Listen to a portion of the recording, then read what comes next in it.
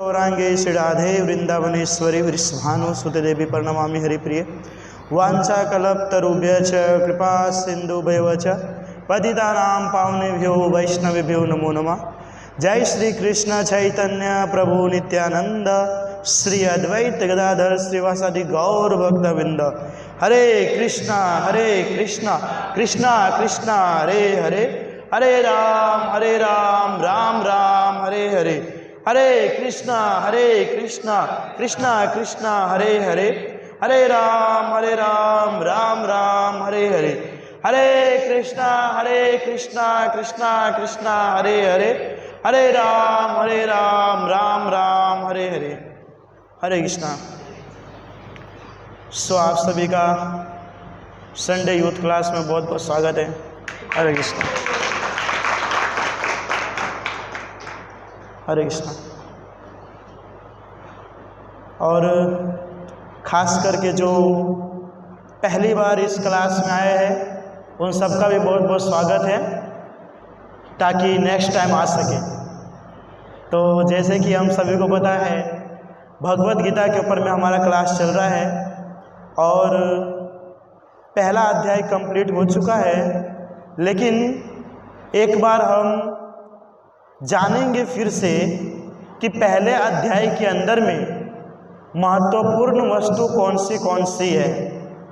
जैसे कि भगवत गीता का पहला अध्याय बहुत सारे लोग पढ़ते हैं, लेकिन कहते हैं कि प्रभु जी उसके अंदर मुझे कुछ समझ ही नहीं आता है कि उसके अंदर में क्या बताया गया है क्या नहीं। अब विचार कीजिए, व्यक्ति पहला ही सीढ़ी नहीं चढ़ेगा तो उसका एंड कैसे करेगा। एंड करने के लिए शुरुआत तो करना पड़ेगा ना, लेकिन क्या होता है कि शुरुआत ही उसे पता नहीं चलता है। तो ये निष्कर्ष बताया गया है कि पहले अध्याय के अंदर में हम सब ने क्या क्या सीखा था। तो सबसे पहला पॉइंट है इसके अंदर में कि भगवत गीता क्या है, ये हमने सीखे थे। कोई बता सकता है भगवत गीता क्या है? भगवान कोई बता सकता है भगवत गीता क्या है? हाँ ब्रो, हाँ, भगवान के द्वारा गाया गया। हरि बोल, बहुत बढ़िया। श्रीमती राधा रानी के मतानुसार भगवान के द्वारा गाया गया गीत। फिर है क्यों जाने भगवत गीता को? क्योंकि भगवत गीता हमारे जीवन का मेन्यू है ना। मैंने पहले भी बताया था कि जिस प्रकार कोई ऐसी या फ्रिज लेता है तो उसके साथ एक मेन्यू आता है, उसके हिसाब से अगर हम चलाते हैं तो ऐसी फ्रिज बढ़िया चलता है। लेकिन मेन्यू के बिना चलाएंगे तो 2 दिन के अंदर में हम कंप्लीट कर देंगे। इतने तो इंटेलिजेंट हम हैं कि 2 दिन के अंदर में उसको पूरा कर देंगे, इसलिए मेन्यू जरूरत पड़ता है। उसी प्रकार मनुष्य जीवन जीने के लिए भगवत गीता जो है एक मेन्यू है। इसके हिसाब से जो व्यक्ति जीवन को चलाता है वो अच्छे से जीवन यापन कर सकता है। लेकिन भगवत गीता के अनुसार जो व्यक्ति जीवन को यापन नहीं करता, वो व्यक्ति आज संसार के अंदर में माया में फंस करके अपने जीवन को बर्बाद करता है। फिर लिखा गया है कि भगवत गीता को कैसे समझना चाहिए, कैसे समझना चाहिए? प्रामाणिक गुरु के द्वारा। और नीचे का ही प्रश्न सेम है, भगवत गीता का ज्ञान किससे ग्रहण करना चाहिए? प्रामाणिक गुरु और जो परंपरा के अंदर में आते हैं, जो परंपरा के अंदर में आते हैं, ऐसे व्यक्ति के पास से हमको ग्रहण करना चाहिए।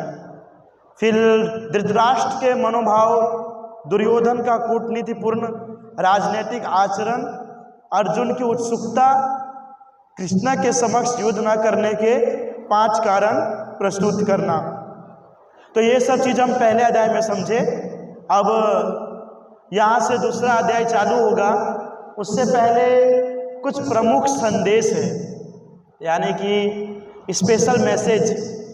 तो दूसरे अध्याय के अंदर में बताया गया है, पहला कि आध्यात्मिक ज्ञान का प्रमुख दृष्टिकोण, अर्थात कि मनुष्य जीवन के अंदर में आध्यात्मिक ज्ञान का प्रमुख दृष्टिकोण क्या होना चाहिए, इसके बारे में बताया गया है।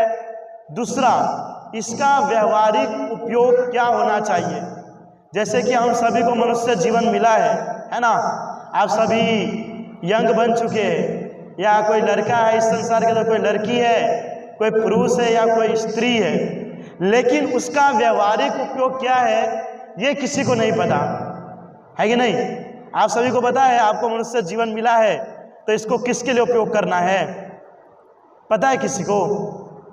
खाने के लिए, सोने के लिए, घूमने के लिए, फिरने के लिए, गार्डन में जाने के लिए, मूवी देखने के लिए, क्या चीज के लिए मिला है? हाँ, इस शरीर का व्यवहारिक उपयोग किस प्रकार किया जा सकता है? कृष्ण की सेवा के लिए, है कि नहीं? कृष्ण की सेवा के लिए अगर कोई इस शरीर का उपयोग करता है तो उसे व्यवहारिक उपयोग कहता है। कोई व्यक्ति कहेगा नहीं नहीं प्रभु जी, हम जा करके घूमेंगे फिरेंगे, खाएंगे सोएंगे, ऐश मौज करेंगे, और आकर के कहेगा कि हमने अपने जीवन का व्यवहारिक उपयोग किया है। तो व्यवहारिक उपयोग है घूमना फिरना खाना सोना। इनडायरेक्टली ये सब पशु पक्षी भी करते हैं, आप सभी को पता है कि नहीं? आवाज आ रही है ना, है ना? तो ये सब पशु पक्षी भी करते हैं इस चीज को, तो हम तो उससे अलग है।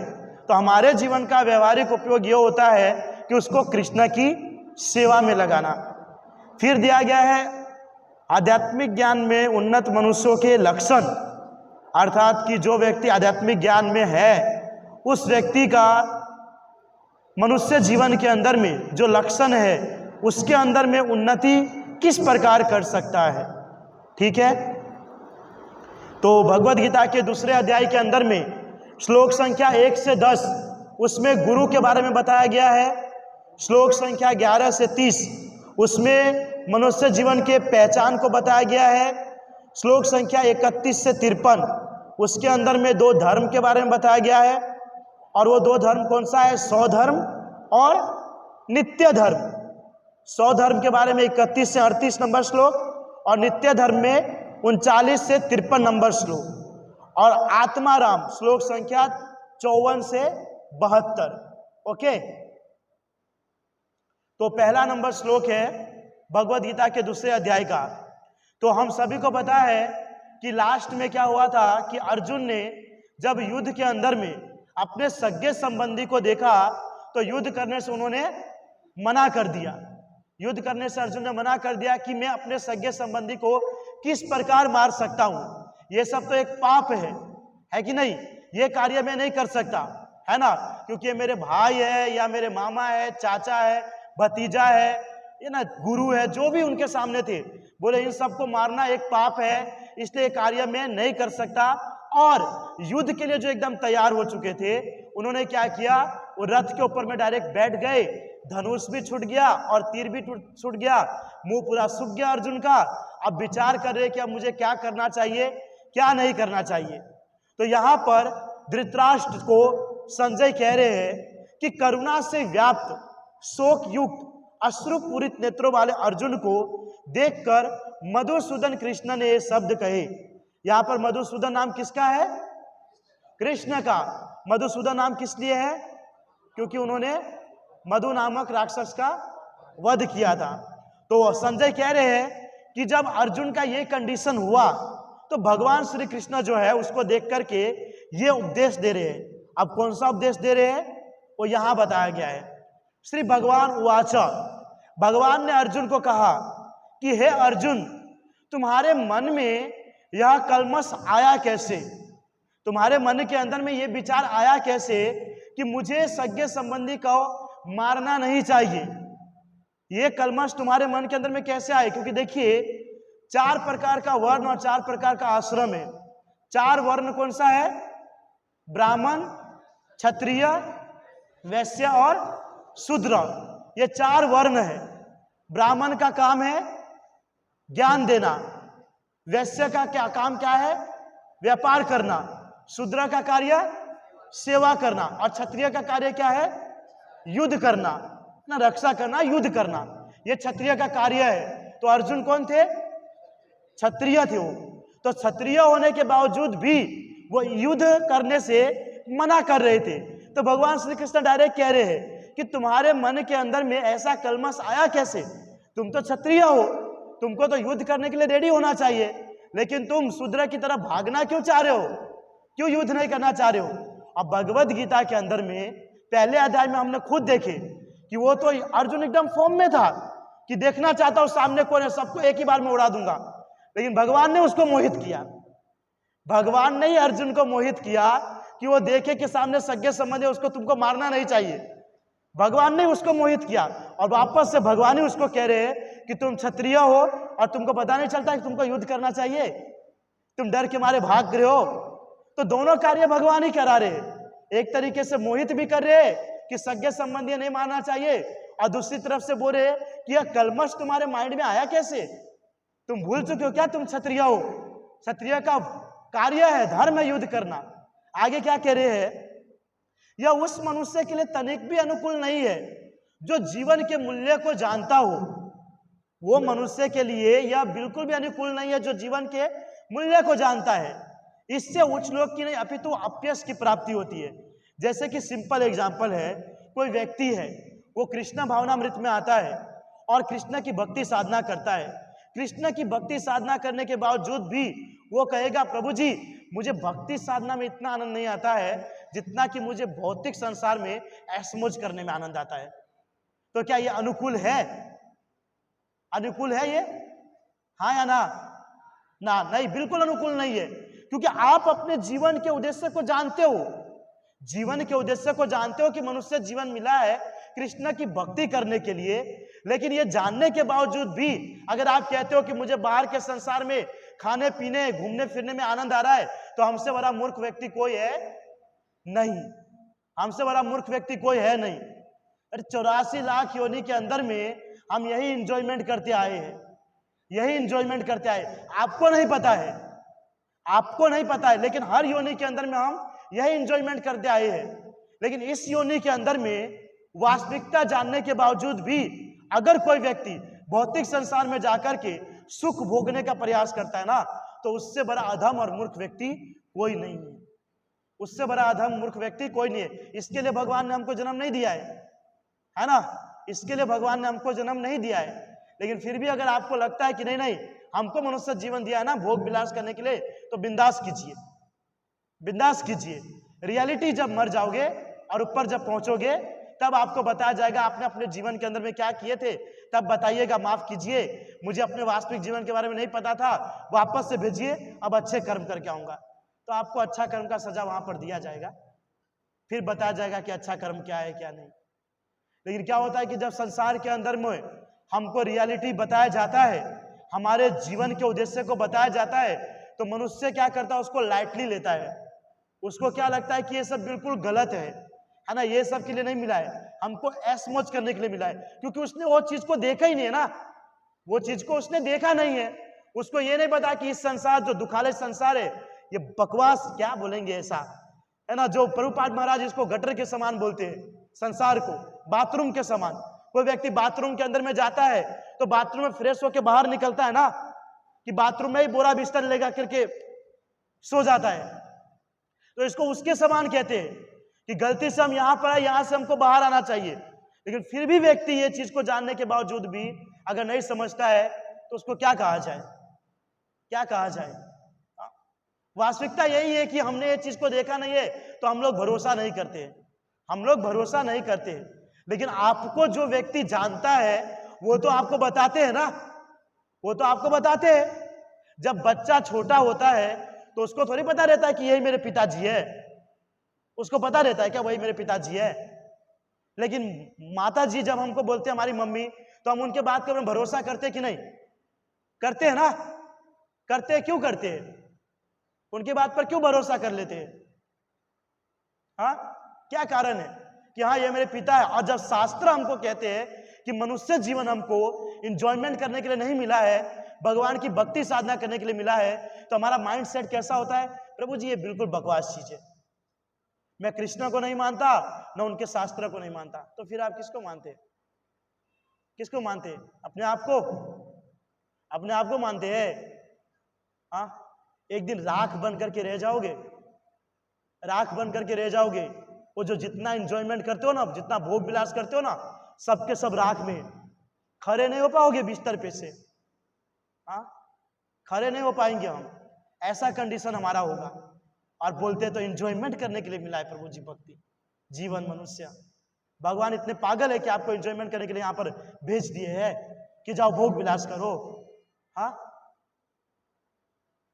मैं बार बार एक चीज को कहता हूं, अगर ऐसा रहता तो कुत्ता बिल्ली गधा बना देता, आपको कबूतर बना देते। कबूतर 22 घंटे भोग करते, वो भी तो बना सकता था ना आपको, इंसान ही क्यों बनाया? वास्तविकता को जानने के बावजूद भी हम क्या सोचते हैं कि प्रभु जी हम तो मनुष्य रूपी जानवर है, हम मनुष्य रूपी जानवर है और हमको मिला है कि हिरन को देख करके, कबूतर को देख करके उसको फॉलो करना और उसके समान हमारे जीवन को यापन करना, इसके लिए मिला है। यही कर रहे हैं ना? नहीं कर रहे, यही चीज को कर रहे हैं। आप बोलिए यंग जनरेशन अभी इतने सारे बढ़ रहे हैं, बोलिए आप किसी को भक्ति साधना करने के लिए, आई एम नॉट इंटरेस्टेड प्रभु जी, मुझे इसमें कोई मजा नहीं है।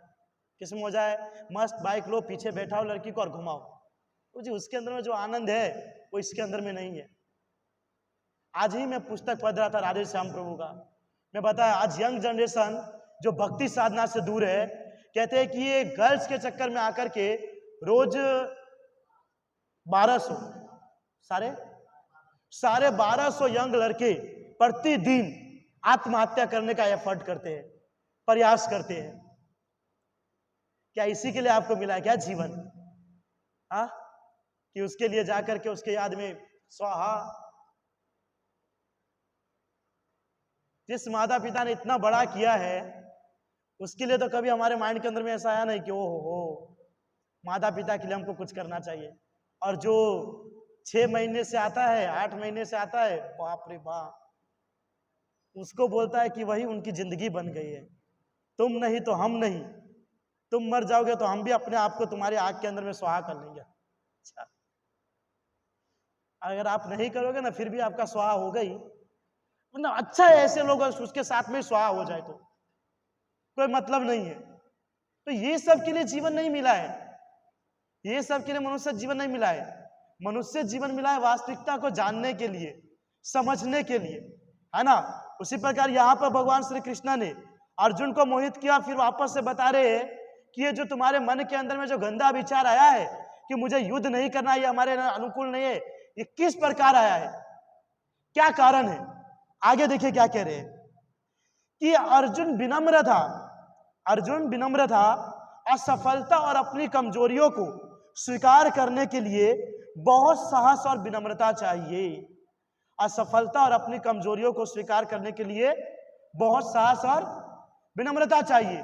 लेकिन जब तक हम इसे स्वीकार नहीं करते तब तक हम जीवन में सफल नहीं हो सकते। सफलता के कई पिता है लेकिन असफलता एक अनाथ है। तो बहुत बढ़िया यहां पर बताया गया है कि जब तक हम इसे स्वीकार नहीं करते तब तक हम जीवन में सफल नहीं हो सकते। तो यहां पर बहुत अच्छा बताया गया अर्जुन को जीवन को, उपदेश को लेकर के कि असफलता और कमजोरियों को स्वीकार करने के लिए बहुत साहस और विनम्रता चाहिए। आज संसार के अंदर में कोई भी व्यक्ति असफलता नहीं चाहता है, कोई भी व्यक्ति अपने आप को कमजोर नहीं समझना चाहता है। कोई ऐसा व्यक्ति है कि कोई भी फील्ड के अंदर में चाहता है कि वो असफल हो? कोई ऐसा व्यक्ति है? कोई नहीं है, कोई नहीं। कोई भी कार्य करता है, चाहे सही कार्य करे या गलत कार्य, वो समझता है या उसका थिंकिंग यही रहता है कि उसके अंदर में हम सफल हो जाए, उसके अंदर में हम सफल हो जाए, है कि नहीं। कोई इस चीज को नहीं स्वीकार करता। और कोई व्यक्ति ये भी नहीं स्वीकार करता है कि हम कमजोर हैं, हम कमजोर हैं। सामने युद्ध करने के लिए कितना ही मोटा व्यक्ति हो और सामने वाला कितना ही हड्डी व्यक्ति हो, तो भी वो क्या सोचेगा, नहीं नहीं नहीं, मैं इस मोटे व्यक्ति को तो हरा ही दूंगा।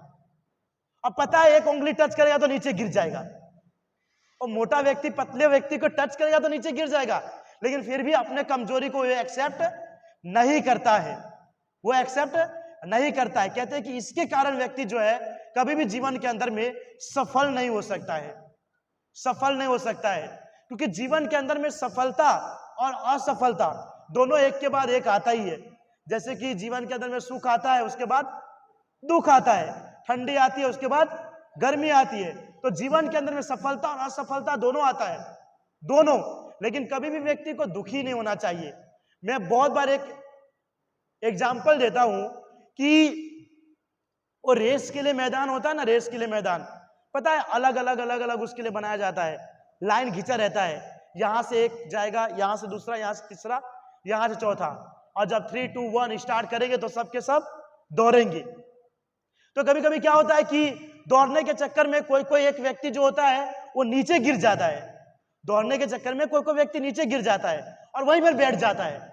तो अगर कोई व्यक्ति, अगर वो व्यक्ति ऐसा सोच लेता है कि वो तो कितना किलोमीटर आगे भाग गया, मैं तो गिर गया, अब मेरा जाने का कोई मतलब नहीं है, तो वहीं पे वो हार जाता है, वो वहीं पे हार जाता है। लेकिन वो गिरा हुआ व्यक्ति अगर विचार करता है कि नहीं नहीं, वो भले इतना आगे भाग गया है लेकिन फिर भी मैं जीत सकता हूं ना, तो बताऊं आपको, फर्स्ट रैंक से वही आगे निकलता है, फर्स्ट रैंक से वही आगे निकलता है। क्योंकि जीवन के अंदर में कोई व्यक्ति असफल नहीं होगा या नीचे नहीं गिरेगा तब तक वो ऊपर की बात को कैसे जानेगा, सफलता के इंपॉर्टेंट को कैसे समझेगा। सही बात है ना, जब तक जीवन के अंदर में कोई असफल नहीं होगा तो सफलता के इंपॉर्टेंट को कैसे पहचानेगा। असफल होना जरूरी है कि नहीं, है कि नहीं? जब तक कोई फेल नहीं होगा तो उसको पास का इंपॉर्टेंट कैसे पता चलेगा। वो सिर्फ पास ही होता रहेगा तो उसके अंदर तो अहंकार आ जाएगा, अरे हम तो देखो हर बार मैं फर्स्ट रैंक से पास होता हूं, फर्स्ट रैंक से, और कभी भगवान न करे जाकर के 12th बोर्ड के अंदर में फेल हो गया, फिर क्या करेगा वो? सुसाइड। क्या करेगा वो व्यक्ति? इसलिए जीवन के अंदर में असफलता और सफलता दोनों का होना जरूरी है और उसको हमको एक्सेप्ट करना चाहिए। जो व्यक्ति इस चीज को एक्सेप्ट करता है वही जीवन के अंदर में आगे बढ़ता है। आगे कहा गया है शिक्षा 1, जब तक हम अपनी स्वयं की कमियों को स्वीकार नहीं करते तब तक हम किसी भी मार्गदर्शन को स्वीकार नहीं कर सकते और नहीं अपनी कमजोरियों से ऊपर उठ सकते। यहां पर जो बताया गया है ये बात अर्जुन के जरिए हमारे लिए है, ये अर्जुन के जरिए हमारे लिए है, क्योंकि भगवान श्री कृष्ण ने जब अर्जुन को कहा युद्ध करो तो अर्जुन ने बहुत सारा ऐसा उपदेश देना चालू किया भगवान श्री कृष्ण को कि ये सब बिल्कुल गलत है, ये सब बिल्कुल गलत है। लेकिन अर्जुन को नहीं पता है कि ये सब उसकी कमी है। भगवान जो कहते हैं वो हमारे लिए परफेक्ट होता है, लेकिन क्या करते हैं हम? उस चीज को स्वीकार नहीं करते, उस चीज को हम स्वीकार नहीं कहते। तो यहां पर सेम वही कहा गया है कि जब तक हम अपनी स्वयं की कमियों को स्वीकार नहीं करते तब तक हम किसी भी मार्गदर्शन को स्वीकार नहीं कर सकते और नहीं अपने कमजोरियों से ऊपर उठ सकते। अभी मैं आपको कहूं कि प्रभु जी, जैसे मैंने पहले भी कहा कि मनुष्य जीवन जो मिला है वो भगवान की भक्ति के लिए मिला है, लेकिन आप इसको स्वीकार ही नहीं करोगे, आप इसको स्वीकार ही नहीं करोगे तो क्या मेरे द्वारा दिए गए मार्गदर्शन के ऊपर में आप चलोगे? चलेंगे? नहीं चलेंगे। सिंपल सी वस्तु है, क्योंकि आप उसको एक्सेप्ट ही नहीं करते हो। अगर कोई व्यक्ति किसी चीज को एक्सेप्ट करता है तभी उसके मार्गदर्शन पे चलेगा ना, एक्सेप्ट ही नहीं करेगा तो यहां पर बैठे बैठे मैं 1 घंटे का भाषण दे दूंगा, लेकिन आप क्या है, बस फिजिकली यहां बैठे रहेंगे, मेंटली कहीं और। तो आप एक्सेप्ट ही नहीं करेंगे तो मार्गदर्शन पे कैसे चलेंगे, है ना? अब मार्गदर्शन पे नहीं चलेंगे तो अपने कमजोरियों से ऊपर नहीं उठ सकते। जो हमारी कमजोरी है, जो हमारी आदत है, उससे हम ऊपर नहीं उठ सकते। बहुत सारे आज संसार के अंदर में ऐसे गलत व्यक्ति है या गलत विचार करने वाले व्यक्ति है या बहुत सारे गलत कार्य करने वाले व्यक्ति है, लेकिन जब उसको हम कहते हैं ये सब चीज हमको नहीं करना चाहिए, आप इस प्रकार का आपका एक्टिविटी है उसके अंदर में आप सुधार लाने का प्रयास कीजिए, तो क्या करता है? वो सोचता है कि ये सब मेरे लिए है नहीं, मैं एकदम सही हूं, मैं एकदम सही हूं, मैं बिल्कुल गलत नहीं हूं, मैं बिल्कुल गलत नहीं हूं। तो ऐसे व्यक्ति को हम क्या गाइड कर सकते हैं? जब कोई व्यक्ति अपना मिस अंडरस्टैंडिंग या अपनी गलतियों को एक्सेप्ट नहीं करना चाहता है तो उसको कोई व्यक्ति किस प्रकार गाइड कर सकता है?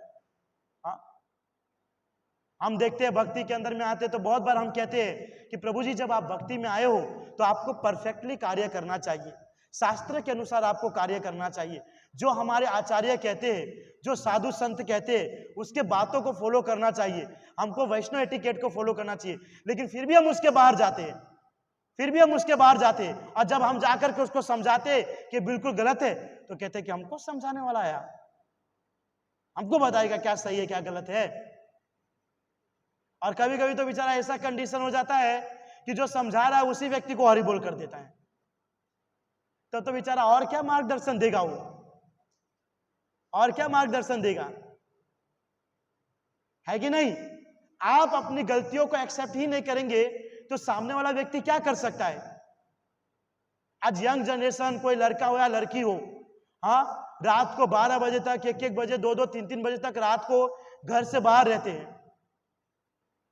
यह हमारा रीति रिवाज है, भारत की संस्कृति है क्या? ये लिख के रखे कहीं पे भगवान ने कि लड़कियों को रात को 3-3 बजे तक बाहर रखिए, लड़कों को 3-3 बजे तक बाहर रखिए, घूमने दीजिए, फिरने दीजिए? ये संस्कृति है।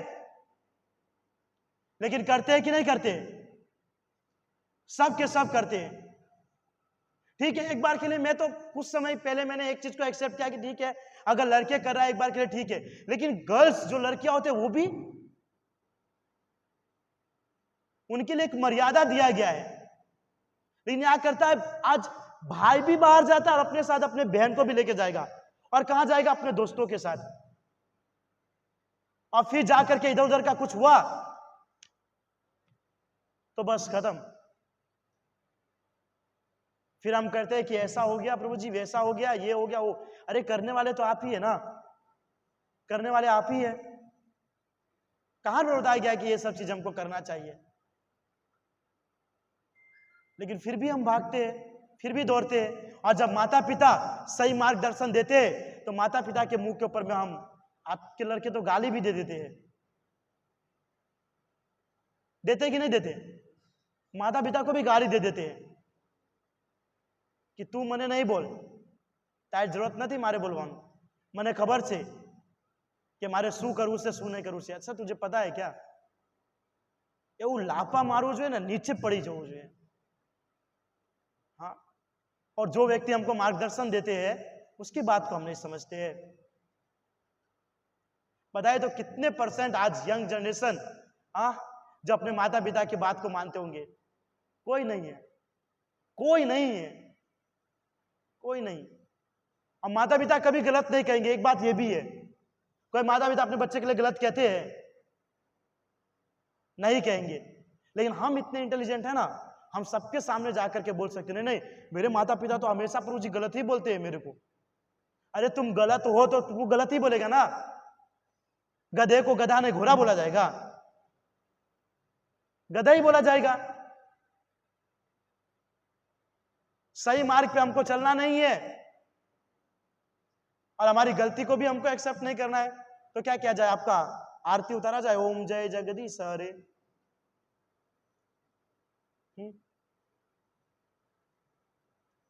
हर चीज जानने के बावजूद भी ऐसा नहीं है कोई व्यक्ति ये चीज को नहीं जानता है। सबको पता है इस संसार के अंदर में क्या सही है क्या गलत है। हम में से एक एक को पता है कि हम दिन भर में जो एक्टिविटी कर रहे वो हमारे लिए परफेक्ट है या नहीं है, सबको पता है।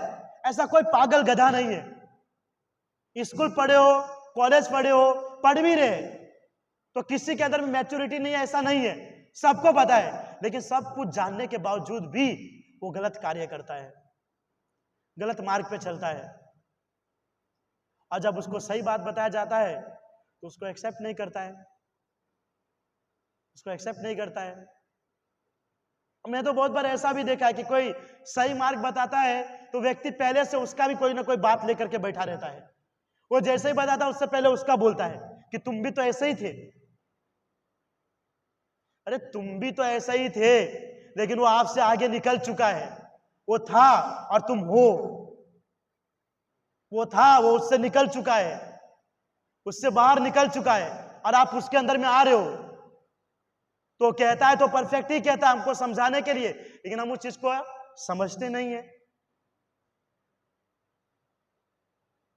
तो क्या कर सकते हैं? हम अपने कमजोरी से ऊपर उठ सकते? नहीं उठ सकते। और फिर वसी हमारे कार्य के कारण कुछ हमारे माइंड के अंदर में इरिटेट होगा, फ्रस्ट्रेशन होगा, तो फिर उसी प्रभु जी के पास जाएंगे या अपने मित्र के पास जाएगा, भाई मुझे गाइड कर, मेरे साथ ऐसा हुआ है, अब मुझे क्या करना चाहिए? गधे को एक झापड़ मार देना चाहिए कि जब तुमको मैंने सही मार्ग बताया तो तब तुम नहीं गए, अब जब जा करके उसके अंदर में गिर गए तो भाई मुझे बता ना मुझे क्या करना चाहिए। अच्छा ये रियलिटी है। अभी भी बहुत सारे मैं एग्जांपल दूंगा, आप में से कोई नहीं समझेगा, है ना, उसको लाइटली रहेगा, मजाक लगेगा। और जब बाहर जाओगे कुछ वर्ष के बाद, वही जब रियल में आपके लाइफ के साथ, जीवन के साथ होगा ना, तब जाकर के आपको चीज फील होगा कि नहीं, मुझे बहुत सही बताया था। तब वो कोई काम का समय नहीं रहेगा, कोई काम का समय नहीं रहेगा, वो हर चीज निकल चुका होगा, फिर कोई ऑप्शन नहीं रहेगा। इसलिए जब हमको कोई मार्गदर्शन देता है सही, तो उसको हमको एक्सेप्ट करना चाहिए, उसको समझना चाहिए, क्या कहना चाहते हैं, क्या बताना चाहते हैं। हाँ, हमारे इस्कॉन के अंदर में सबसे बड़ा यही फिलोसॉफी है, त्रिनारपि सुनिचेन तरोरपि सहिष्णुना, विनम्र बनो। जितना विनम्र बनोगे उतना कुछ आपको जानने को मिलेगा, आपको समझने के लिए मिलेगा। लेकिन अपने आप को ऊंचा बना करके रखोगे ना कि नहीं नहीं सबसे बड़ा ज्ञानी मैं ही हूं, मुझे ही सब कुछ आता है, तो हर जगह से धक्के ही खाओगे, हर जगह से धक्के ही खाओगे। इसलिए कोई व्यक्ति अगर आपको सही मार्गदर्शन देता है ना, तो उसको आप एक्सेप्ट कीजिए, उसके मार्ग पर चलिए, वो हमारे जीवन के लिए है, हमारे जीवन के लिए। लेकिन अगर आप नहीं चलोगे तो भी आपको कोई रोक टोक नहीं सकता है, आप तो स्वतंत्र जीव है ना, भगवान ने हमको स्वतंत्रता दिया है। जय यथा मार्ग प्रपद्यते तांस तथैव भजाम्यहम्, जो जैसा करना चाहता है हम उसको उसके अंदर में लीन कर देते, जाओ मजे करो। क्या कर सकता है, माता पिता बार बार अपने पुत्र को समझा सकता है, अब वो नहीं समझेगा तो क्या करेंगे माता पिता? क्या गाड़ी लेकर के उसके पीछे घूमते रहेंगे? कहां जाता है, क्या करता है, क्या नहीं करता है, अब उसको पता चल गया कि गधा है, तो जाने दो, जाने दो। नहीं समझ सकते तो क्या कर सकते ना। भगवान ने भी यही ट्राई किया, बहुत बार प्रयास किया कि हम सबको ज्ञान दे कि इसके लिए जीवन नहीं मिला है, लेकिन नहीं समझे, तो भगवान ने भी कहा जाओ आप स्वतंत्र है, जो करना है कर लो। और हमको पता है हम स्वतंत्रता का कितना अच्छा फायदा उठा रहे हैं। किसी को किसी के अंदर में बंद करके रहने में मजा आता है? हाँ या ना बोलिए। किसी को भी किसी के अंडर में रहने में मजा आता है? नहीं आता है, नहीं आता है। रियलिटी है ये। किसी को किसी के अंडर में नहीं रहना है, सबको क्या बनना है? राजा, बॉस बनना है सबको। कोई किसी के अंडर में नहीं रहना चाहता है, और किसी के अंडर में ना रहने का कारण ही है हमारे लाइफ के अंदर में दुख तकलीफ आना, इरिटेट आना, फ्रस्ट्रेशन आना, यही सब चीज का कारण है। पहले के समय में आप देखिए, आज से अगर कितना 500 वर्ष पहले की बात करें तो कितने संसार के अंदर में आध्यात्मिक लोग रहा करते थे। सब के सब अपने गुरु के प्रति समर्पण का भावना रखते थे, सभी के सभी जो गुरु कहते थे वही चीज करते थे। और इसके कारण कितने सारे लोग इस संसार के अंदर भक्ति साधना करके डायरेक्ट भगवत धाम गए। आज गुरु को गुरु मानते हैं, है ना। पहले गुरु थे, अभी अब क्या कहें, स्कूल कॉलेज के अंदर में मैडम सर टीचर मैम, कभी मैं बकरी का आवाज भी ना बोलना चालू कर दे के बाद तो ये सब चीज बोलते हैं, है ना, यही बोलते हैं ना स्कूल में, सर टीचर मैडम। यानी कि पहले उसको गुरु बोलते थे, लेकिन क्या है कि टेक्नोलॉजी आगे बढ़ रहा है, जनरेशन आगे बढ़ रहा है, तो उसके हिसाब से गुरु से मैम ये सब चालू हो गया। तो क्या वही जो गुरु मतलब कि मैडम सर टीचर है, वो जो हमको बोलते हैं हम उसकी बात को सुनते हैं?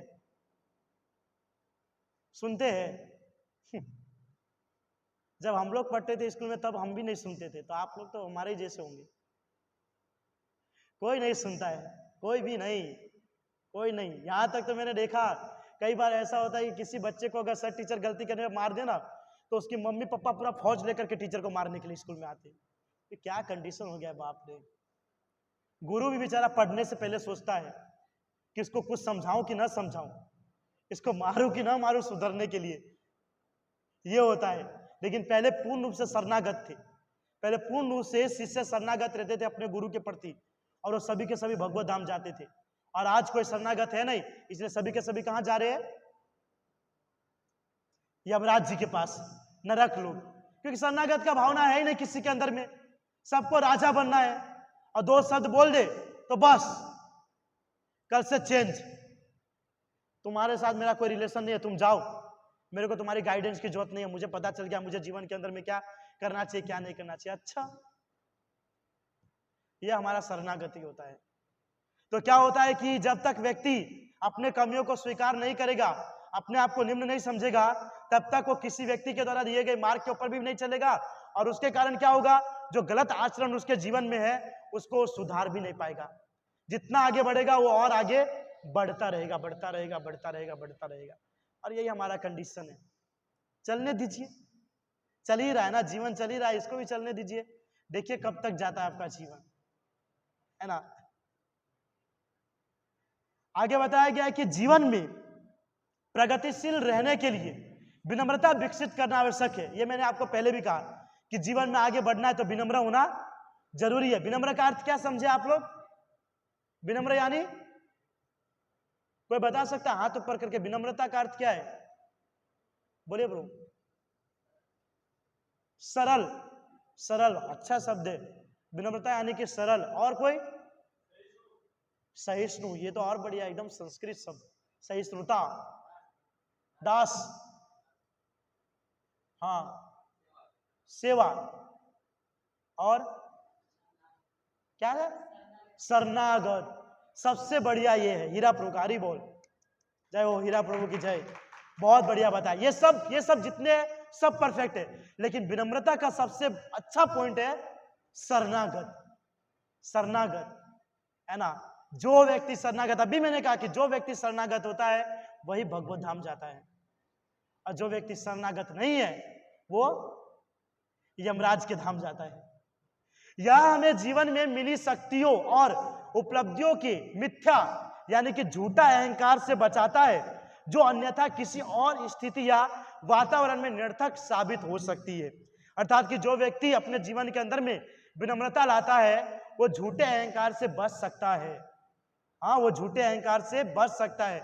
अगर व्यक्ति के अंदर विनम्रता ना होना तो उसको हर चीज के अंदर में राजा बनने का ही प्रयास करता, जो मैंने अभी जस्ट कहा।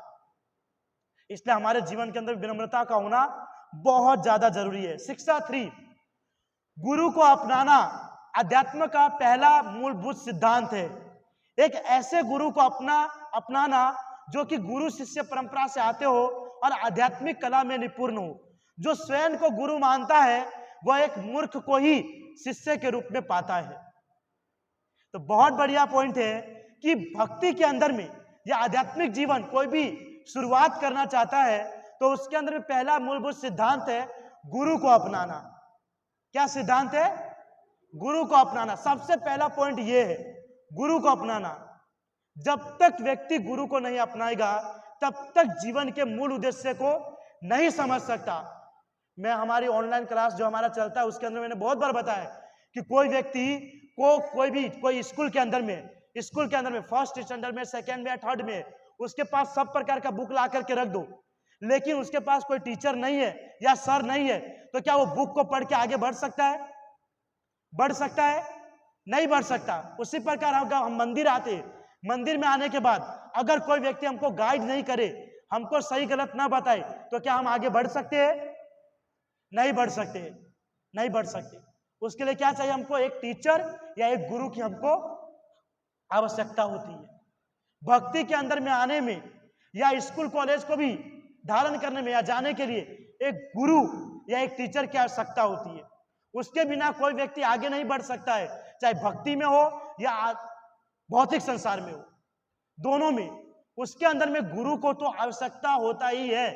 लेकिन व्यक्ति क्या समझता है कि मैं स्वयं गुरु हूं, मैं स्वयं क्या हूं?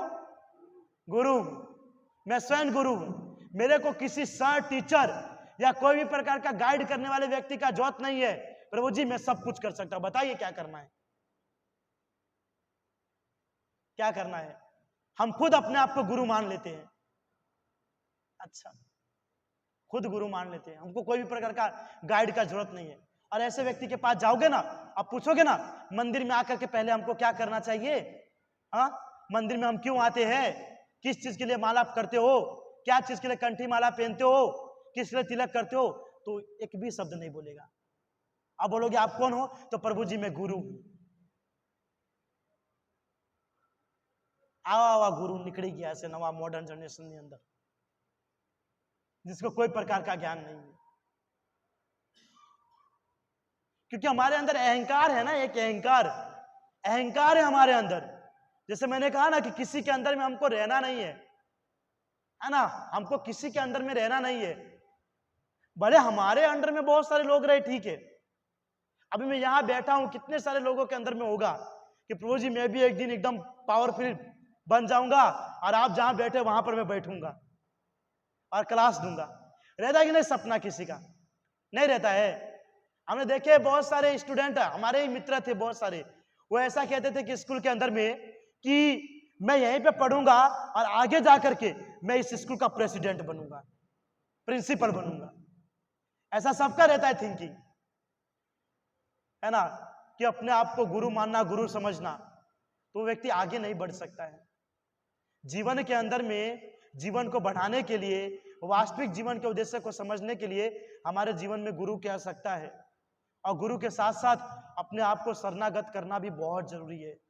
शरणागत करना बहुत जरूरी है। कल ही क्लास में हम समझ रहे थे, प्रभुपाद महाराज जी ने कह रहे थे, प्रभुपाद महाराज जी की गुरु तो ठीक है, लेकिन सबसे बड़ी बात है कि उसको समर्पण का भावना, शरणागत का भावना उसके अंदर में होना जरूरी है। क्योंकि गुरु बना लिए, लेकिन गुरु जो उपदेश दे रहा है उसको आप मानना ही नहीं चाहते, तो गुरु किस काम का है कि नहीं? इसलिए जीवन के अंदर में पहला सिद्धांत यह है कि गुरु का होना जरूरी है। कैसा गुरु? जो गुरु शिष्य परंपरा में आता है, जो गुरु शिष्य परंपरा में आता है और आध्यात्मिक कला में निपुण हो, जो आध्यात्मिक भक्ति साधना सब कुछ जानता है। ऐसा गुरु नहीं जो भगवान श्री कृष्ण को छोड़ करके अन्य हर चीज का आपको ज्ञान दे, वो गुरु नहीं है। गुरु कौन है? जो कृष्ण के बारे में बताता है, जो भगवत गीता के बारे में बताता है, जो हमारे जीवन के मुख्य उद्देश्य को बताता है। ये नहीं ऐसा गुरु जो बोलेगा कि भौतिक भोग कीजिए, थोड़ा तुम भी कीजिए और थोड़ा थोड़ा हमारे लिए भी व्यवस्था कीजिए, तो ये गुरु नहीं। गुरु कौन? जो अपने जीवन को, है ना, भगवान श्री कृष्ण के लिए लगाता है और अपने शिष्य को भी कहता है कि अपने जीवन को भगवान श्री कृष्ण के लिए लगाओ। वास्तविक में गुरु वो है। तो सफलता की 3 कुंजियां है, सक्सेस होने की 3 चाबी है। पहला है सीखने के लिए उत्सुक होना।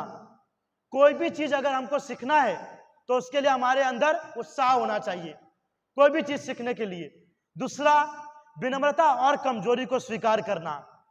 आपके अंदर विनम्रता नहीं है तो आप एक्सेप्ट कीजिए कि मेरे अंदर में प्रभु जी विनम्रता नहीं है। आपके अंदर में कोई प्रकार का कमजोरी है तो आप एक्सेप्ट कीजिए कि मेरे अंदर में वो कमजोरी है।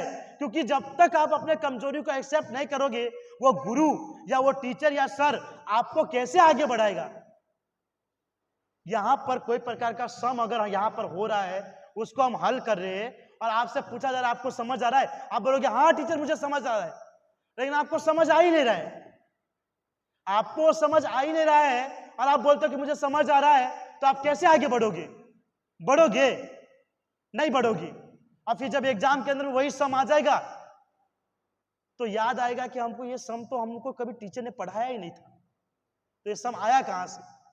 और वही टीचर जब सप्लीमेंट्री लेकर के आएगा उसके सामने और उसको बोलेगा अरे तुम तो कहे थे कि आपको तो ये सम आता है, तो छोड़ करके क्यों आए? आपको तो आता था, फिर क्या जवाब देंगे? तो जीवन के अंदर में विनम्रता और अपने कमजोरी को एक्सेप्ट करना जरूरी है। देखिए हर व्यक्ति का अलग अलग कमजोरी होता है। जैसे आज का यूथ जनरेशन है, ये लोग सबसे ज्यादा अभी किस चीज से परेशान रहता है? लस्ट के अंदर में सभी के सभी जुड़े रहते हैं। सबसे ज्यादा यंग जनरेशन परेशान रहता है इसके अंदर में, है कि नहीं?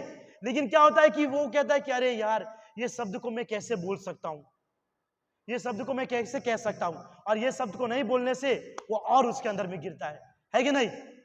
और गिरता है। लस्ट के अंदर में, मास्टरबेशन के अंदर में सबके सब यूथ पड़े हुए है कि नहीं? गलत वीडियो देखना, ये सब चीज के अंदर में पड़े हुए है। कोई नहीं पड़ा है? ज्यादातर यूथ इसके अंदर में है, ज्यादातर यूथ।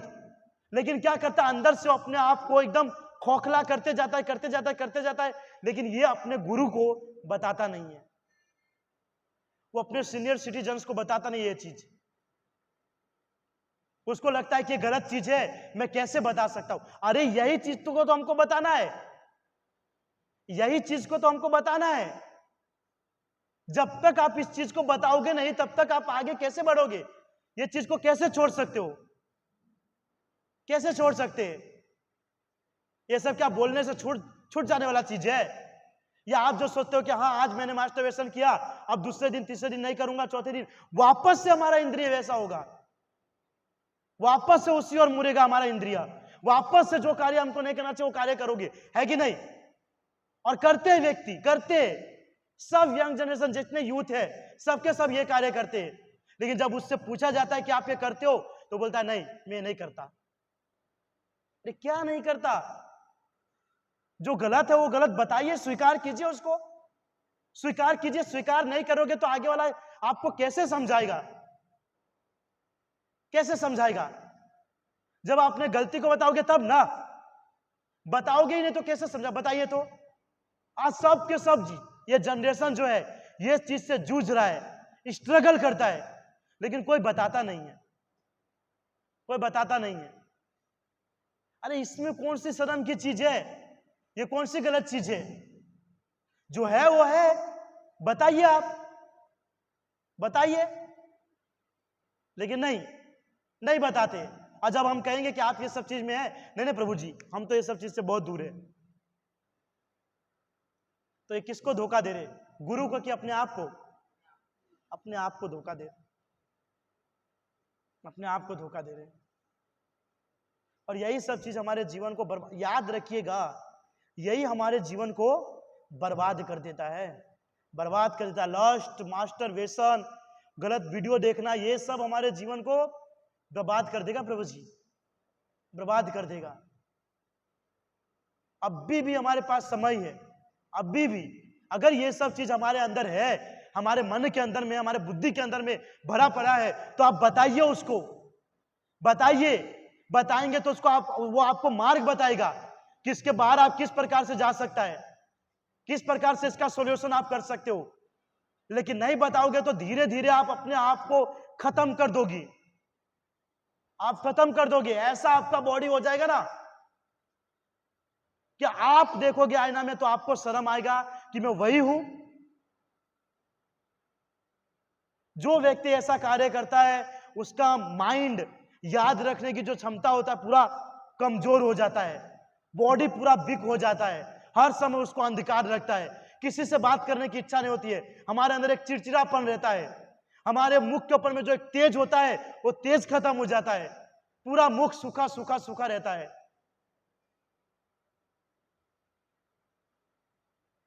लेकिन फिर भी हम वो चीज को बताते नहीं है।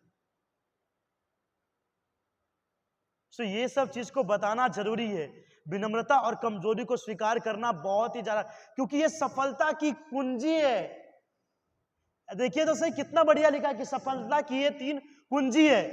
सीखने के लिए उत्सुक होना कोई भी चीज को, और दूसरा विनम्रता और कमजोरी को स्वीकार करना। यानी कि अगर आप कमजोरी को स्वीकार करोगे तो आप सफलता को प्राप्त करोगे, आप सफलता को प्राप्त करोगे।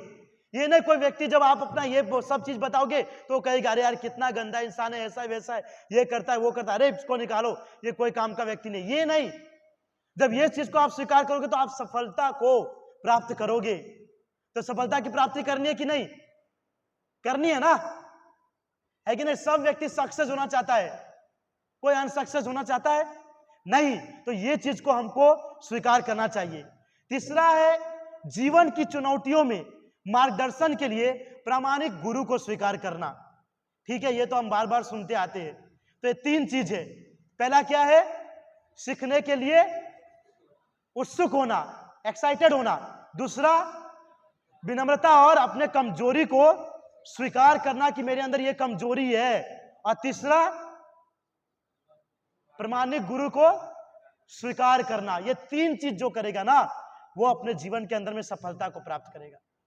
ये 3 चीज याद रख लीजिएगा, दिमाग खोल करके। अगर ढक्कन लगा हो तो ढक्कन को ओपन कीजिए और उसको भर लीजिए और फिर ढक्कन को बंद कर दीजिए। ये 3 चीज बहुत इंपॉर्टेंट पॉइंट है। सीखने के लिए उत्साह होना, विनम्रता, और सबसे बड़ा मेरे लिए तो यही है, विनम्रता और कमजोरी को स्वीकार करना और गुरु को स्वीकार करना। ये 3 चीज हमारे जीवन के लिए बहुत ही ज्यादा इंपॉर्टेंट है। ये चाबी है, ये चाबी है ना। जिस प्रकार एक ताला को चाबी के बिना नहीं खोल सकते, तो बोलेंगे नहीं नहीं प्रभु जी टेंशन नहीं, चाबी के बिना नहीं खोलेगा, पत्थर मार के तोड़ देंगे ताला को। ऐसा नहीं है। सफलता की 3 चाबी है, वो पत्थर मारने से खुल जाएगा, लेकिन इसको पत्थर मारने से नहीं खोला जाएगा, समझे। तो ये 3 चीज को हमारे जीवन के अंदर में लागू करना है। ध्यान से देख लीजिए, ये 3 चीज को हमारे जीवन में लागू करना है। सीखने के लिए उत्साहित होना, विनम्रता और कमजोरी को स्वीकार करना, और जीवन के अंदर में प्रामाणिक गुरु को स्वीकार करना। और फिर आगे बताया गया है कि फिर बताया गया है भगवान के लिए कि संस्कृत शब्द भगवान की व्याख्या व्यासदेव के पिता कौन है, पराशर मुनि ने की है। समस्त धन शक्ति यश सौंदर्य ज्ञान तथा त्याग से युक्त परम पुरुष भगवान कहलाता है। देखिए पहले अध्याय के अंदर में भगवान श्री कृष्ण ने एक भी श्लोक नहीं बोले हैं, नहीं बोले है ना। पहले अध्याय के अंदर भगवान श्री कृष्ण ने एक भी श्लोक नहीं बोले, वो अभी दूसरे अध्याय से श्लोक बोलना स्टार्ट कर रहे हैं। तो यहां पर वेद व्यास जी लिख रहे हैं कि जो व्यक्ति श्लोक बोलने जा रहा है वो कौन है, वो कौन है। जो अर्जुन जैसे महान योगी को उपदेश दे रहे हैं, तो उसका भी ऐसा गुण होना चाहिए ना। तो भगवान के बारे में बता रहे कि जो हमने जो सुना भगवान वाचा, जो भगवान कहना चाह रहे तो व्यक्ति कौन है, उसके बारे में यहां बताया जा रहा है कि वो व्यक्ति जो भगवान कृष्ण जो अर्जुन को उपदेश दे रहे हैं, उसके अंदर में क्या क्या गुण है। ऐश्वर्य स समग्र स वीर्य से यशस्श्रिय ज्ञान वैराग्य स शरणाभंग इतिंगना। अर्थात कि जो अर्जुन को उपदेश देने जा रहा है वो उसके पास धन की कोई प्रकार की कमी नहीं है, कोई प्रकार की शक्ति की कमी नहीं है, कोई प्रकार का यश का कमी नहीं है, कोई प्रकार का सौंदर्य का कमी नहीं है, ज्ञान तथा त्याग से युक्त है। तो ये जो 6 चीज किसी व्यक्ति के अंदर में पाया जाता है वो कौन है, भगवान है। क्या भौतिक संसार के किसी व्यक्ति के पास ये 6 गुण है? नहीं है। कोई सुंदर नहीं, सबसे सुंदर ही है, सुंदर तो राधा दामोदर है। ओके ठीक है। तो धन के अंदर में भी किसी के पास इतना धन नहीं है जितना भगवान श्री कृष्ण के पास है ना। चाहे मुकेश भाई अंबानी हो या टाटा कोई भी हो, जितना भगवान के पास धन है उतना किसी के पास नहीं है। रियल एग्जांपल देखना है तो द्वारिका में आप जानते ही है 16,108 भगवान श्री कृष्ण की रानी थी, और उस 16,108 रानी के लिए 16,108 महल बनाए थे, है ना। तो इससे बड़ा धनवान तो हो नहीं सकता है। और जितना यश भगवान श्री कृष्ण का है उतना हमारा है नहीं। हाँ ठीक है, महात्मा गांधी का अभी भी नोट के ऊपर में फोटो आता है, लेकिन कुछ समय के बाद वो भी चेंज हो जाएगा, कुछ समय के बाद वो भी चेंज हो जाएगा। और ज्ञान आज के व्यक्ति के पास जितना ज्ञान है उनका जो मुख्य सागर वो भगवान श्री कृष्ण है, क्योंकि वेद शास्त्र उनसे ही निकला है। और त्याग भगवान श्री कृष्ण जैसा कोई नहीं कर सकता है कि नहीं। मैं आपको कहूंगा भगवान श्री कृष्ण के लिए आप लोग जो है गलत वीडियो देखना बंद कर दो, मास्टरबेशन करना बंद कर दो, गलत चीज को समझना बंद कर दो। आप कर सकते हैं,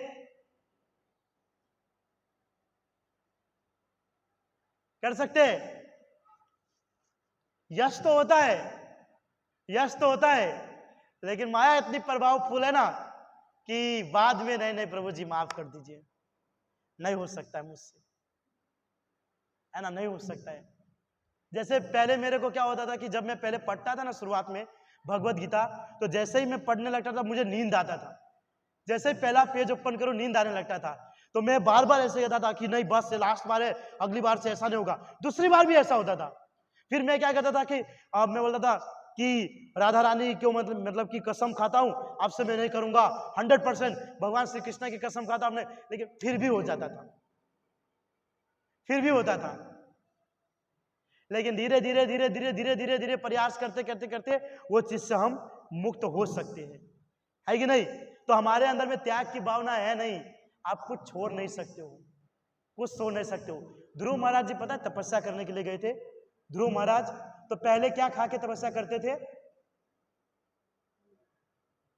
हाँ राइस दाल, हाँ पनीर सब्जी, हाँ फल फल फ्रूट खा के पहले तपस्या करते थे। फिर नारद मुनि ने कहा कि अरे भाई तुम क्या कर रहे हो, फल फूल खा के कृष्ण को प्राप्त करना चाहते हो, कभी नहीं होगा, तो क्या करना पड़ेगा, फल फूल को त्याग कर दो।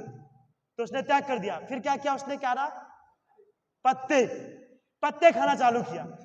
फिर नारद मुनि ने कहा कि भाई मैंने फल फ्रूट मना किया तो पत्ता चालू कर दिया, इससे ही भगवान प्रसन्न होंगे, क्या करूं, तो पत्ता को ही छोड़ दो। ध्रुव महाराज से सोच रहे तो फिर क्या खाएंगे, तो पत्ता भी छोड़ दिया।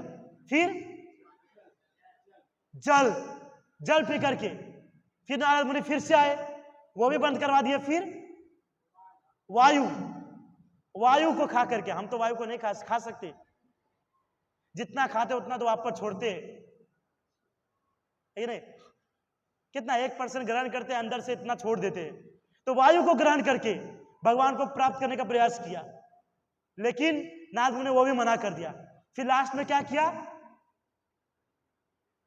श्वास लेना ही बंद कर दिया, श्वास लेना ही बंद कर दिया, और एक ही सेकंड में भगवान श्री कृष्ण प्रकट हो गए। तो ये त्याग का भावना है, ये त्याग का भावना है। हम तो भगवान के लिए अपने मनपसंद सब्जी को भी नहीं त्याग कर सकते। कर सकते क्या, नहीं कर सकते। कहीं पे मिल जाएगा तो नहीं ना प्रभु जी थोड़ा खा लिया, पर आप तो भगवान के लिए मना किए थे ना कि आपसे स्वीट नहीं खाऊंगा। वो जी मैं तो मना किया था, लेकिन क्या है कि भगवान समझते थोड़ा खा लिया, आप क्या कर सकते हैं, ये होता है कि नहीं। तो हमारे अंदर त्याग की भावना नहीं है। त्याग का भावना एकमात्र कृष्ण के अंदर में है, कृष्ण के अंदर में है कि वृंदावन में होने के बावजूद भी, मथुरा में इतना समय स्पेंड करने के बावजूद भी सब चीज को छोड़ करके कहाँ आ गए, हमारे गुजरात में द्वारिका, वहां पे वास करने के लिए। ये त्याग की भावना है। हम तो कुछ त्याग कर ही नहीं कर सकते, है कि नहीं। तो यहां पर बताया गया है कि श्री कृष्ण जो है किस प्रकार भगवान है। जैसे ब्रह्मा जी ब्रह्म संहिता में कहते हैं, ईश्वर परम कृष्ण सच्चिदानंद विग्रह अनादिरादि गोविंद सर्व कारण कारणा। तो भगवान श्री कृष्ण जो है वो परम है, और सबसे बड़ी बात है वो सच्चित आनंद, हमेशा आनंद में रहते हैं। उनके पास कोई प्रकार का कभी दुख तकलीफ कोई टेंशन नहीं आता है। आप देखोगे कभी शिव जी या कोई ब्रह्मा जी, ये लोग को कोई ना कोई परेशान करते ही रहते, या इंद्रदेव जी कोई ना कोई परेशान करते ही रहते, है कि नहीं। शिव जी भस्मासुर, आपको स्टोरी याद होगा, शिव जी के पास भस्मासुर तपस्या किए, शिव जी प्रसन्न हुए, भस्मासुर ने वरदान मांगा शिव जी से। तो बोलो क्या वरदान चाहिए, तो भस्मासुर ने कहा कि हे भोलेनाथ, आप तो बहुत भोले हैं, आप सबके ऊपर कृपा की दृष्टि करते, कृपा करके मुझे ऐसा वरदान कीजिए कि मैं जिसके ऊपर हाथ रखूं वो भस्म हो जाए। शिव जी ने कहा तथास्तु। और शिव जी के साथ पार्वती माता को देखे भस्मासुर ने, तो पार्वती माता के ऊपर अटैक हो गई और शिव जी के ऊपर हाथ रखने के लिए भागने लगे। तो शिव जी दौड़ने लगे और भस्मासुर पीछे पीछे। तो भगवान श्री कृष्ण फिर आए, बोले कि उनका खत्म हो चुका है वरदान देने की क्षमता, अगर आपको भरोसा नहीं है तो अपने आप के ऊपर में हाथ रखो। तो रखा तो जाकर के खुद भस्म हुआ। या ब्रह्मा जी हिरण्यकशिपु को वरदान दे दिए थे, है कि नहीं, यहां नहीं मरो वहां नहीं, ये वो दिन रात कितना सारा दे दिया, और लास्ट में उनको ही नौकर बना करके सेवा करवा रहे थे। लेकिन भगवान श्री कृष्ण का ऐसा कथन कहीं आता है, कभी आता है, कभी नहीं आता है। उनको जब देखो तब एक वृक्ष के नीचे मस्त अपने स्टाइल में खड़े होकर के बांसुरी बजाते रहेंगे, कोई टेंशन नहीं।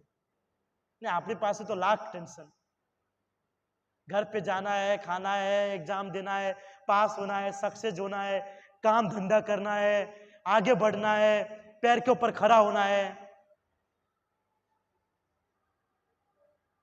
कि नहीं, ये सब करना है कि नहीं। खड़ा होना चाहता है ना सब पैर के ऊपर में, जैसे अब भी सब खड़े होंगे तो हाथ के ऊपर खड़े होंगे, ये सब होता है कि नहीं। तो यही सब हमारे क्या होता है कि दुख का कारण होते हैं, लेकिन कृष्ण का ये सब नहीं है, इसलिए वो हमेशा सुखी रहते हैं। ओके, और सभी कारणों के कारण है, वो आदि भी नहीं है उसका और अंत भी नहीं है। ओके, और भागवतम के अंदर भी एक श्लोक है, एते चांस कला पुंसा कृष्णास्तु भगवान स्वयं। भागवतम के अंदर में भी कहा गया है कि भगवान श्री कृष्ण जो है स्वयं भगवान है। इंद्रारी व्याकुलम लोकम मृदंती युगे युगे, अर्थात कि हर समय हर मनवंतर के अंदर में हम जैसे भक्तों की रक्षा करने के लिए और देवी देवताओं की रक्षा के लिए वो बार बार प्रकट होते हैं। ठीक है, तीसरा नंबर श्लोक है, 2-3 श्लोक लेंगे उसके बाद क्लास खत्म कर देंगे। मुझे लगा आप सब बोर हो जाओगे नहीं तो फिर, ठीक है, 2-3 श्लोक में हम खत्म कर देंगे। तो यहां पर भगवान कृष्ण अर्जुन को कह रहे हैं, पृथा पुत्र, प्रीथा यानी कि प्रीथा किसको कहा गया है? कुंती महारानी। कुंती महारानी का एक नाम क्या है? प्रीथा। तो कह रहे कि हे प्रीथा पुत्र, इस हीन नपुंसकता को प्राप्त मत हो, यह तुम्हें शोभा नहीं देती। हे शत्रुओं के दमन करता, हृदय की सुदृढ़ दुर्बलता को त्याग कर युद्ध के लिए खड़े हो। अर्थात कि मैंने पहले कहा था कि अर्जुन जो है क्षत्रिय है, लेकिन अगर युद्ध करने से मना करे तो वो के समान हो गया, शूद्र के समान, है कि नहीं? शूद्र के समान। जैसे हम सब जॉब करते हैं तो वो सेठ हमको लात मार देगा, 2 गाली दे देगा, तब भी सर जी सर जी सर जी करते कि नहीं, ताकि हमको जॉब से बाहर ना निकाल दे। रियलिटी है कि नहीं? है कि नहीं? यही होता है। तो यहां पर कह रहे कि अपने हृदय की सुदृढ़ दुर्बलता को त्याग कर युद्ध के लिए क्षत्रिय बनकर के खड़े हो जाओ। आगे अर्जुन कह रहे हैं कि हे शत्रुहंता, हे मधुसूदन, मैं युद्ध भूमि में किस तरह भीष्म तथा द्रोण जैसे पूजनीय व्यक्तियों पर उलटकर बाण चलाऊंगा। सुनिए अभी अर्जुन जो कह रहे हैं, भीष्म पितामह और द्रोणाचार्य कौन है? उसके गुरु है, उसके ऊपर मैं कैसे बाण चलाऊंगा। ये क्या एनिमेशन किया हुआ है?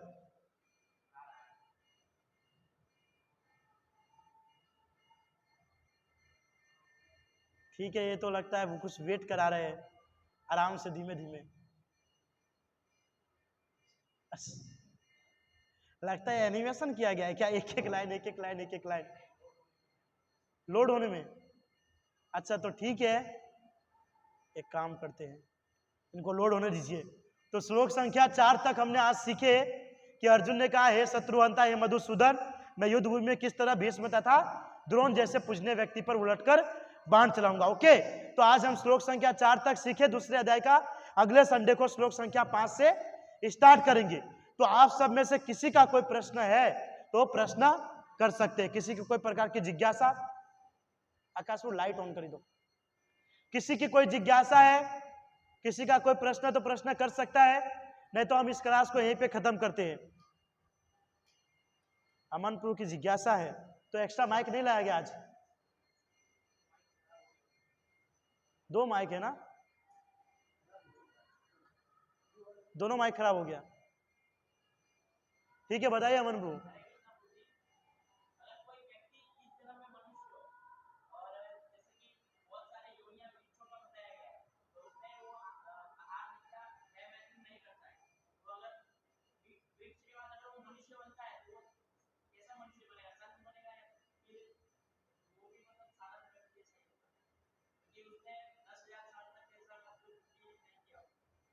ऐसा तो नहीं प्रभु जी, नहीं करता है।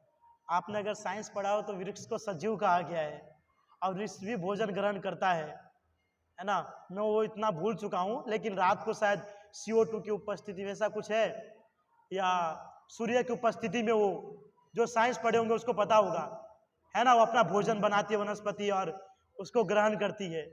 तो क्या है कि हाँ तो वही, तो ये सब चीज है, ऐसा नहीं वो नहीं करती है, करता ही है, हर चीज करता है।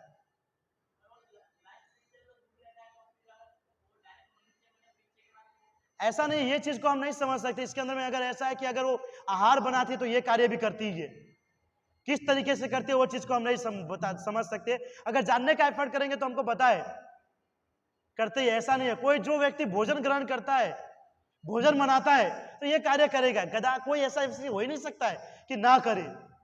जो भोजन ग्रहण करता है वो ये सब कार्य करेगा ही, 100% है, 100% है। किसी ना किसी जरिए, किसी ना किसी के जरिए, जैसे पहले के साधु संत अगर किसी स्त्री को टच भी कर दे तो गर्भवती हो जाता है, टच करने मात्र से, है कि नहीं?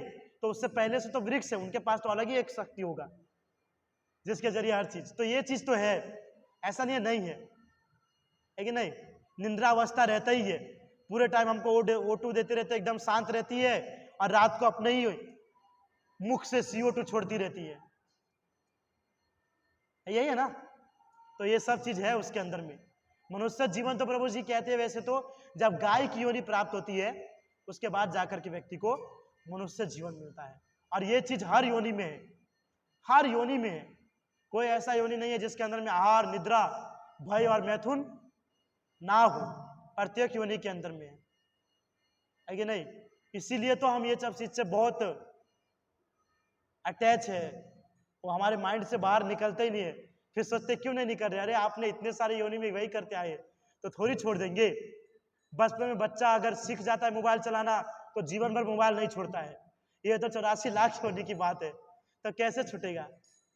ठीक है, और किसी का कोई प्रश्न, कुछ जिज्ञासा अर्थात तो ब्रह्म जिज्ञासा किसी का नहीं है? ठीक है, तो हम इस क्लास को यहीं पे खत्म करते हैं। आप सबका बहुत बहुत धन्यवाद क्लास में आने के लिए। और हमारा एवरी संडे ये यूथ क्लास चलता है। जो पहली बार आए हैं कृपया करके आप ये देखिए, स्कैनर लगा हुआ है हर जगह पे, आप दरवाजे पे भी है, सामने भी है, उसको स्कैन कर सकते हैं और स्कैन करके आप ग्रुप में ज्वाइंट हो सकते हो। और अब भी यहाँ पर कीर्तन होगा, तो जो भी व्यक्ति कीर्तन में पार्टिसिपेट करना चाहते हैं तो कुछ समय रुकिए, यहाँ पर हम कीर्तन करेंगे।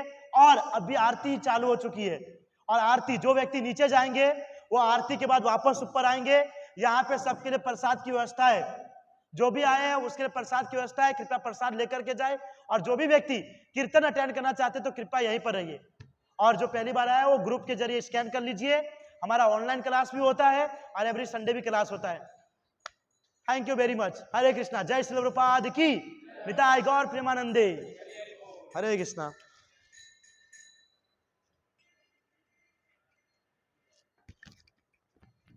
उसको फोल्ड कर दीजिए फटाफट। बहुत अच्छा दिखता है। अब चालू टाइम लगेगा उसको, अगली बार भी ऐसा होगा।